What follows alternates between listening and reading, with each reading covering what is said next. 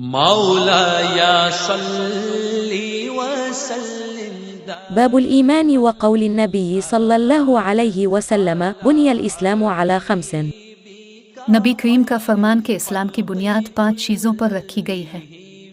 وهو قول وفعل ويزيد وينقص. قال الله تعالى ليزدادوا إيمانا مع إيمانهم سورة الفتح آية 4 وزدناهم هدى سورة الكهف آية 13 ويزيد الله الذين اهتدوا هدى سورة مريم آية 76 والذين اهتدوا زادهم هدى وآتاهم تقواهم سورة محمد آية 17.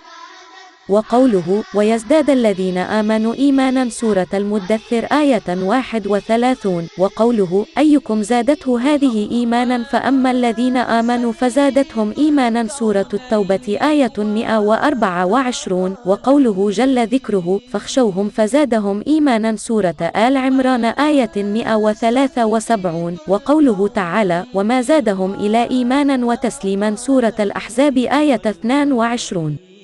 والحب في الله والبغض في الله من الإيمان. وكتب عمر بن عبد العزيز إلى عدي بن عدي إن للإيمان فرائض وشرائع وحدودا وسننا فمن استكملها استكمل الإيمان ومن لم يستكملها لم يستكمل الإيمان فإن أعش فسأبينها لكم حتى تعملوا بها وإن أمت فما أنا على صحبتكم بحريص।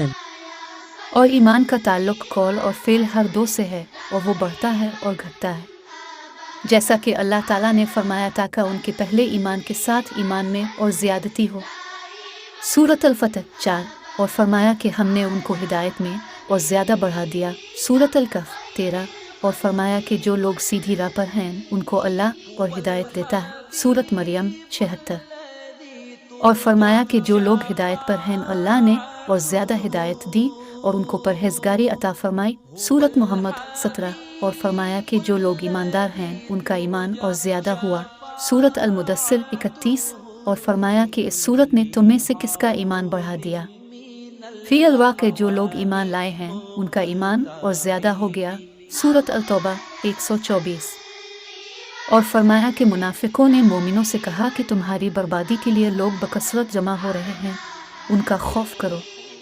बस ये बात सुनकर ईमान वालों का ईमान और बढ़ गया और उनके मुंह से यही निकला हिस्बना अलीले और नाम अलूएल। सूरत अल-इमरान 173 और फरमाया कि उनका और कुछ नहीं बढ़ा, हाँ ईमान और इताअत का शिवा ज़रूर बढ़ गया। सूरत अल-अहज़ाब 22 और हदीस में वारिद हुआ कि अल्लाह की राह में महब्बत रखना और अल्लाह ही के लिए किसी से दुश्मनी करना ईमान में दाखिल है। रवा अबू दाऊद अन इब्बी इमामा और खलीफा उमर बिन अब्दुल अजीज़ रहमाउल्लाह ने अदी बिन अदी को लिखा था कि ईमान के अंदर कितने ही फ़राइज़ और अक़ाइद हैं और हुदूद हैं और मुस्तहब व मसनून बातें हैं जो सब ईमान में दाखिल हैं। बस जो उन सब को पूरा करे इसने अपना ईमान पूरा कर लिया और जो पूरे तौर पर उनका लिहाज रखे ना उनको पूरा करे इसने अपना ईमान पूरा नहीं किया। बस अगर मैं ज़िंदा रहा तो उन सब की तफसीली मालूमात तुमको बतलाऊँगा ताकि तुम उन पर अमल करो, और अगर मैं मर ही गया तो मुझको तुम्हारी सोबत में ज़िंदा रहने की ख्वाहिश भी नहीं।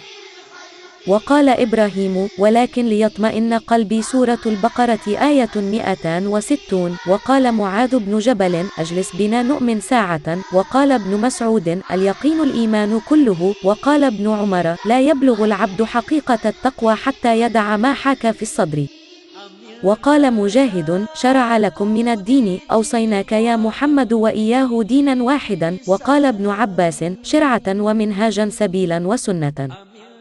और इब्राहीम अलैहिस्सलाम का कौल कुरान मजीद में वारिद हुआ है कि लेकिन मैं चाहता हूँ कि मेरे दिल को तसल्ली हो जाए। और माज़ रज़ी अल्लाह अन्हु ने एक दफ़ा एक सहाबी असवद बिन बिलाल नामी से कहा था कि हमारे पास बैठो ताकि एक घड़ी हम ईमान की बातें कर लें।